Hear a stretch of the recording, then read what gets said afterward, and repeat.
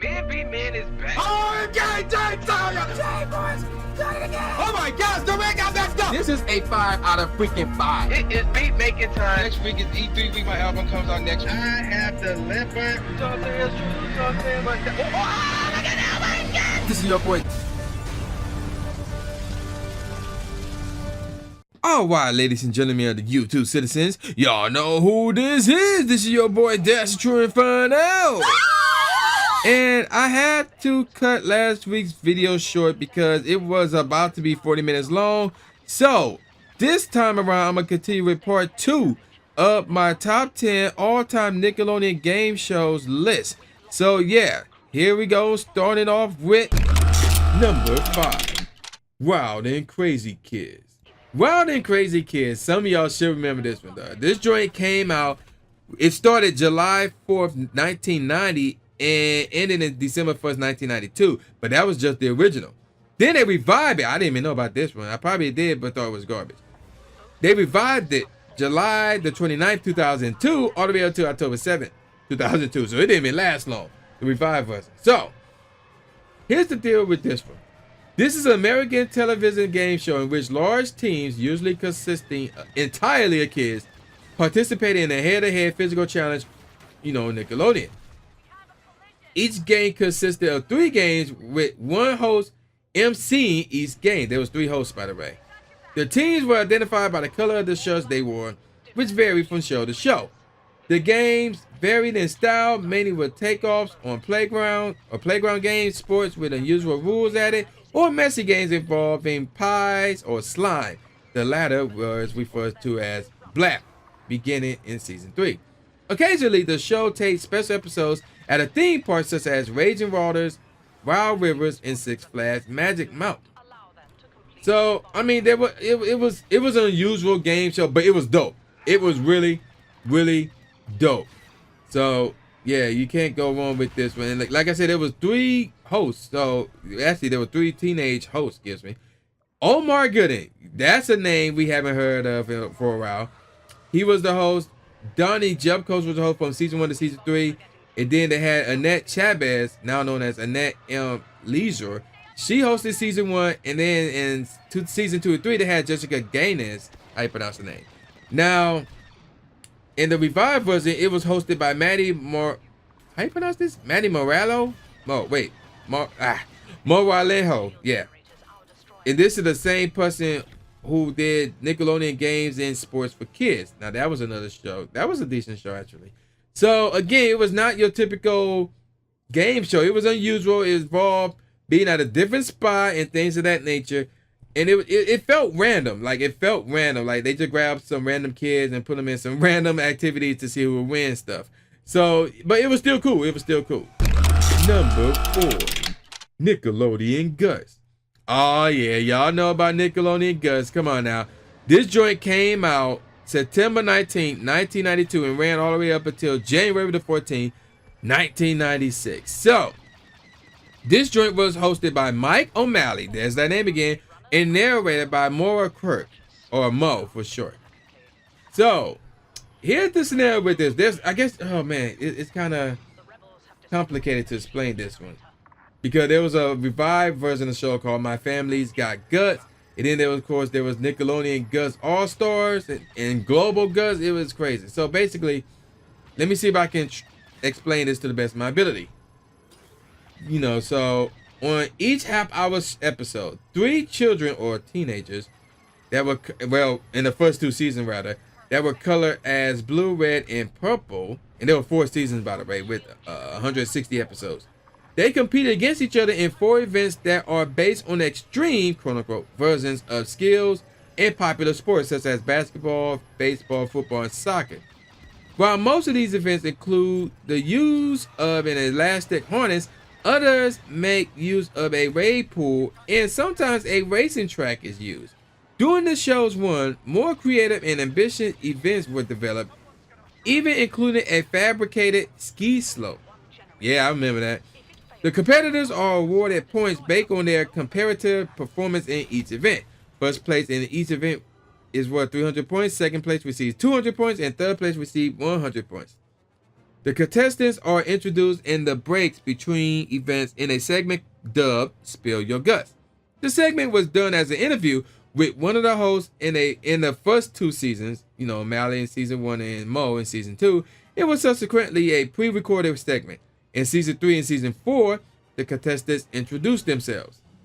So there was a number of events here, but the one everybody should remember was the aggro crag, the crag, which was the 5th and final event of each episode. So all 3 were into the crag. So in season 1, season 2, it was called the aggro crag. In season 3, it was called the mega crag. But then we get to season 4, aka Global Guts, it was called the super aggro crag. And this joint was like intimidating. It was dope as heck. It was arguably the most epic thing I have ever seen as a kid. I was like, that thing looked amazing. I always wanted to get on that thing. So if you, let me see, if you win first place in this, you will get 725 points. Second place would get 550 points. And third place would get 375 points. So the player with the most points after all 5 events wins the game and receive a gold guts medal, as well as a Fox glowing piece of the aggro crag. When the show changed to Global Guts, the medals were redesigned to reflect the show's new logo. With all seasons of the show, the second place receives a silver medal and third place receives a bronze medal. The highest possible score for a player is 1,925 points. It was attained several times throughout the show's run. 3 contestants who achieved this score in 1992 were invited back to compete in a 1-hour Guts All-Star Special in 1993. And apparently, college scholarships were involved in that one. I crap you not. And in fact, wait a minute. Is that the same lady? It says Jaina the Warrior Roaring competing in this. So we talking about the wife of the Ultimate Warrior? I don't know about that one. I ain't gonna get into that one. So let's get on to Global Guts, excuse me. So Global Guts is more like an Olympic style of Guts here. So we talking kids from different countries. So we talking United States, we talking Mexico, the United Kingdom, Germany, Israel, Spain, Portugal, Ukraine, Russia, and there's a few others as well. And they competed as well. And again, there was they revived in 2008 called My Family Got Guts. I have no clue what that was about. I didn't see that one because I didn't think it was good at all, and it more likely it wasn't. Now, Guts was a really great show. The aggro crag was amazing, but it's only number 4 because these next 3 were better, just flat out better. Number 3, Nick Arcade, bruh. You know how dope Nick Arcade is. So we got 2 seasons here, 84 episodes. Now, here's the scenario, though, with this numbers of episodes. 3 of them were pilot episodes, and there was one pilot episode that was unofficial and unaired. So the host here is another well-known host, Phil Moore. He was a pretty cool host. So here's the scenario here. So there's 2 teams of contestants play 2 initial rounds, with the winner advancing to play against the video game wizard of that day. So let me see if I can recall this. So basically, here's what would go down in the main rounds. These 2 contestants will take control of a virtual guy named Mike or Mikey. So here's what would happen. In the main rounds, Mikey would be navigated over a thematic game board by the teams. One was red, one of the teams was red, while the other was yellow. Now, the latter, which was traditionally blue in most Nickelodeon team versus team game shows, was likely changed due to the video zone's blue chroma key setup. The game board was divided into 18 squares, and Mikey was moved around the board in one of 4 basic directions, up, down, left, or right, towards a goal space on the board.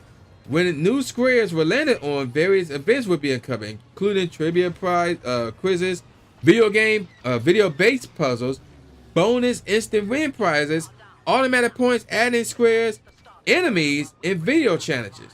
The latter, video challenges, would involve one player of the team playing one of 5 video games in an attempt to beat a certain score or accomplish a certain objective within 30 seconds. Regardless of the outcome, both teams kept any prizes won during the first 2 rounds of the game. So we're talking they get to play, you know, Super Nintendo, regular Nintendo, the Genesis, TurboGrafx 16, and Neo Geo, and things of that nature. So, yeah, there you go with that. And, of course, whoever got the most points win, and we go in the video zone. So the video zone was an actual live-action video game with 3 levels. Using a video monitor to see themselves, the contestants would be backstage climbing ladders, throwing, quote-unquote, snowballs, and using a boat in front of a blue screen, attempting to achieve previous explained goals, which was always to attain 3 objects, obviously, for each level of the game. As in a traditional video game, players could be damaged by hazards and enemy characters. If they lost all of their power, 5 units as usually shown by our on-screen gauge, the screen would fade to gray and they would have to start the stage over and repeat its objectives until successful. A couple of Season 1 episodes had a message that read, "Try again, press start to continue." In addition, each level contained a power-up that appeared periodically that, when touched, gave the player an added advantage in that level, like destroying all on-screen enemies, freezing enemies for 5 seconds, rendering them harmless, restoring the team's power meter to maximum, etc. The team had 60 seconds to clear all 3 levels. Each item touched won the team $50 to split. And each level cleared won a prize of increasing value. Successfully beating the game wizard, which will involve both players in that one, in the final level, won the grand prize, which was usually a vacation. If time ran out before the team completed the game, a laugh like sound played, the screen faded to red, and the words "Game Over" appeared on the screen. So this was intense. This was really intense, dog. And I really liked this because as a kid, I was really into video games. So for them to make a game show based off of video games, you know I was hooked. You know I was hooked on this. And this joint ran from January 4th all the way up to November 6th of the same year, 1992. So I want to say I saw this live in addition to watching reruns as well. So yeah, I really did love this game right here, this game show rather. Mostly because of the you know, I like all of it, but mostly because of the final round. I really like the final round right here, man. So yeah, Nick Arcade is a classic without question. Number 2, Double Dare. Now you know about Double Dare. Do I really need to? Well, actually I kind of do, because there's different versions of Double Dare, and I got to get into this. So first and foremost, the original show was hosted again by Mark Summers. So yeah, there you go. And this joint ran from, oh my gosh, there was a 480. Okay, so hang on, let me explain this correctly. In the original joint, it ran from October 6, 1986 until February 6, what's up with these sixes? 1993. This joint had 482 episodes. But when they brought it back, which I did watch by the way, it ran from January 22nd, 2000 up to November 10, 2000. That had 67 episodes, excuse me.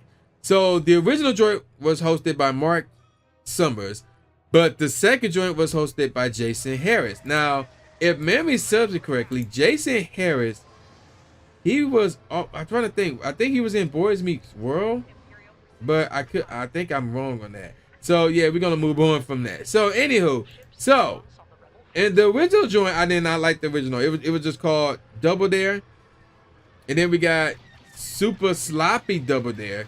So there's 2 contestants, and these 2 contestants, there'll be like 2 kids per teams, right? Not 2 contestants, but 2 teams.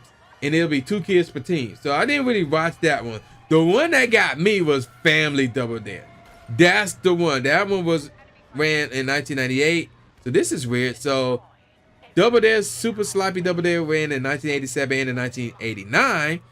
Family Double Dare ran in 1988 and in 1990 up to 1993. So Family Double Dare, that's the one that got me, because now we're talking a family of 4 competing on one team against another team filled with a family of 4. And whoever had the most dollars, and this how it is in every Double Dare version.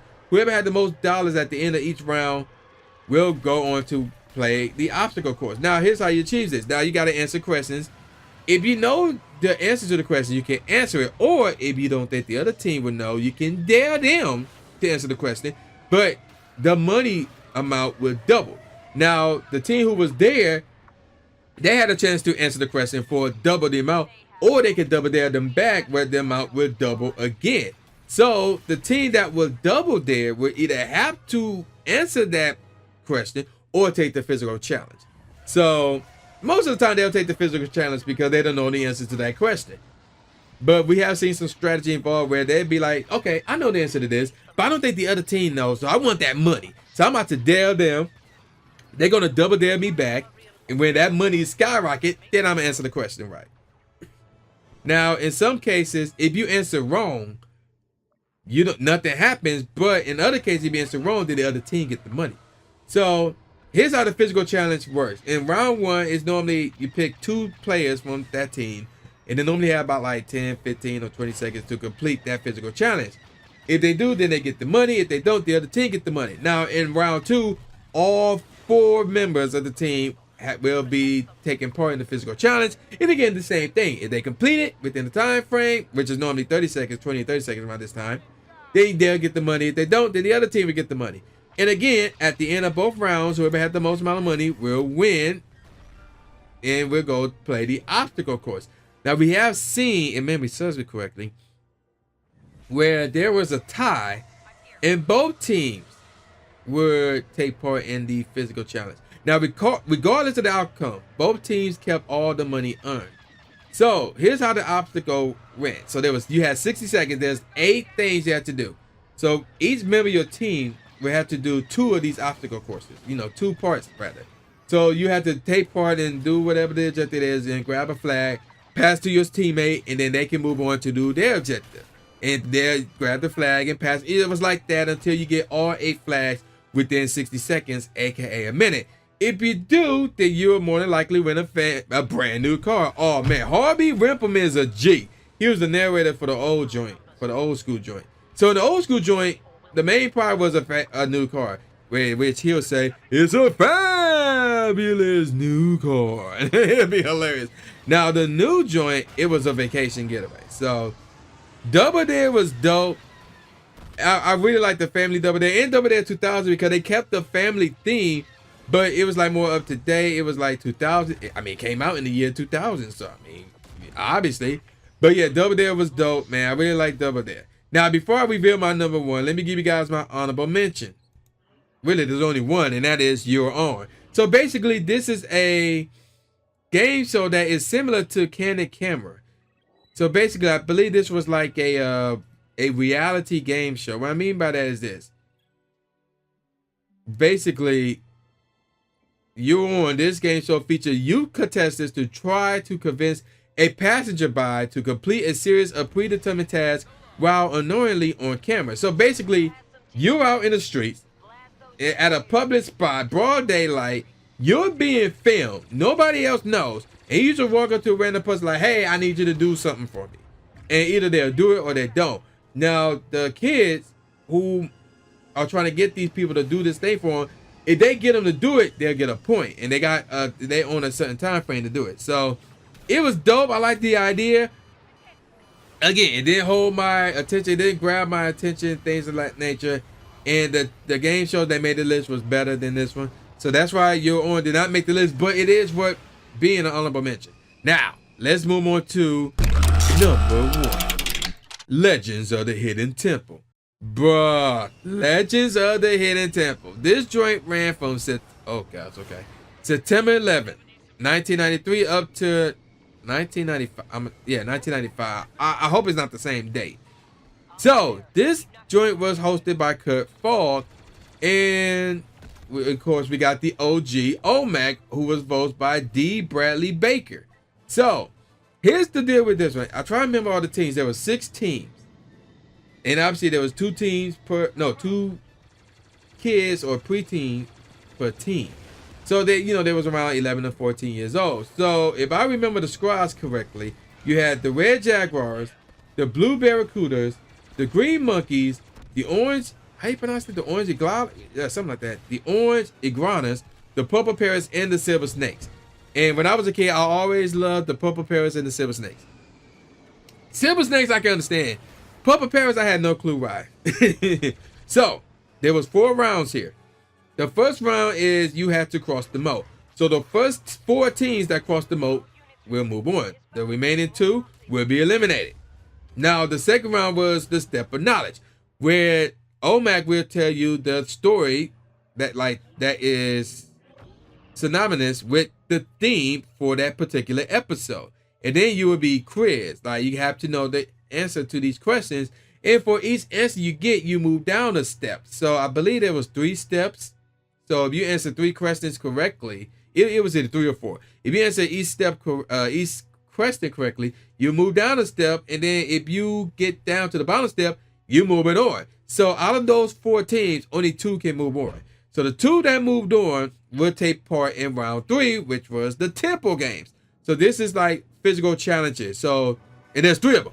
So normally I think it'd be boys against boys and girls against girls. And then the third tempo game would be the teams against each other. So here's what happens here. When you win a tempo game, you'll get a half a pennant of life, which is crucial. We'll get more on that later. So if you win like the first tempo game 1-on-1, you'll win a half tempo of life. But in case of a tie, then both teams gets it. And then of course the second game is the same thing. You win another half, the other half of the pennant of life, or if it's a tie, both teams gets it. Now the third and final game is worth 1 full pennant because it's the entire team. It's 2-on-2 here. Now in case of a tie, then there would be a question, a tiebreaker question that will be asked. And depending on the season, I'm trying to think. If you answer the question incorrectly, the other team automatically wins. But in another season or another couple of seasons, if you answer the question wrong, then the other team was required to answer the question correctly. So after the tempo games, whoever had the most amount of pennants of life will go on to the tempo one, the final round, which is the tempo one. You get to go in the tempo. So for example, let's say the first tempo game, the purple parents won the first one, so they got a half pennant life. The second tempo game, they won the second one. The silver snakes get, so they get the other pennant of life. And then the third and final game, the purple parents won it, so they get the full pennant. So they got 1.5. Silver snakes have 1. No, silver snakes have a half. So the purple parents are going with a pennant and a half. So you can actually go in the temple with. It was possible for you to go in the temple with 2 pennants of lives, a pennant and a half, or even just 1. So here's the scenario. Going with the theme of that episode, you have to go in through the temple and make your way towards the room where the themed item was. So inside 3 of these rooms, there are temple guards that are protecting 3 of these rooms. If you enter one of these rooms, a temple guard will come out and capture you. But here's where the pendants of life comes to play. If you have a full pendant of life, you can give it to the temple guard. It'll go away. You can move on. But if you're caught without a pendant, you'll be taken out of the temple. And either it will be your partner's turn to go in the temple and try their luck, or the game is over. Now, if you win a pendant and a half, the other half is in the temple somewhere. So if you find it and you carry the other half, hey, that's a full pendant right there. Unfortunately, if you only enter the temple with 1 pendant, they don't put the other pendant in there. So yeah. Now, you have 3 minutes to do this. So when you go in the temple and you grab the item, all the doors, because there are some dead ends, by the way, all the doors will instantly be unlocked and the temple guards will vanish. And you have to go in, avoid the temple guards. If you get caught, your partner has to go in, pick up where you left off. There's in each room, just about each room, there's puzzles you have to solve to advance. And even if you solve the puzzle, you may not advance because it's a dead end. So if you go in the temple, you grab the item, you bring it out within 3 minutes, you normally win a grand total of 3 prizes. So for going into the temple, you get a prize. But if you grab the item, you get another prize. But you bring it out, you'll win a grand prize, which is normally a trip somewhere. So I have seen it where, let me explain something to you real quick. The best strategy here, based on what I saw back in the day, was to have the girl go in first. Because normally, and you know, no offense to the females, but this is how it was back then. The girl would go in, they'll be slow, they'll be scared, they'll be uncertain, all this stuff. But when the boys come in, you know, they'll be something. They'll be on point. Like, they'll be fast and things of that nature. Now, again, this is not every single boy and every single girl, because I have seen it where a girl walked into the temple, kicked so much carcass, grabbed the item, and ran out, and she did all the work by herself. I'm like, dang, she is a pimp in that joint. So I have seen that happen. So, and I always love the temple one, because that joint is scary at times, especially the is this spooky forest where you trying to reach into one of the trees to grab a key, but the tree could come to life and grab you. It was so scary, though. And it was, oh man, it was so scary, but it was dope. It was really, really dope, man. This is my all-time favorite Nickelodeon game show right here, man.